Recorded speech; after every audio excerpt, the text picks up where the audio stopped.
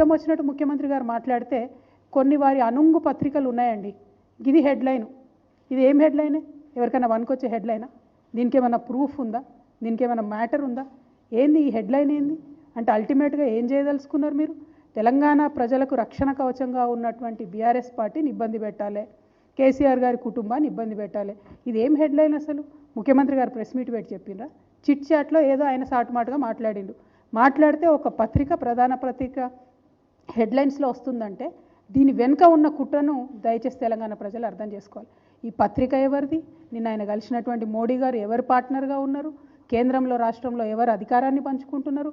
పక్క రాష్ట్రంలో ఈ పత్రిక సంగతి ఏంది? ఇవన్నీ కూడా దయచేసి తెలంగాణ బిడ్డలు ఆలోచించవలసినటువంటి అవసరం ఉంది. ఎందుకంటే ఇటువంటి కుట్రలు ఇంకా పెద్ద ఎత్తున సాగుతాయి ముందు ముందు. వాళ్ళు చాలా ప్రయత్నాలు ఇదివరకే చేసిండ్రు, ఇంకా కూడా పెద్ద ఎత్తున ఆ ప్రయత్నం చేస్తారు. కాబట్టి దయచేసి తెలంగాణ ప్రజలు ఆలోచించుకోవాలి.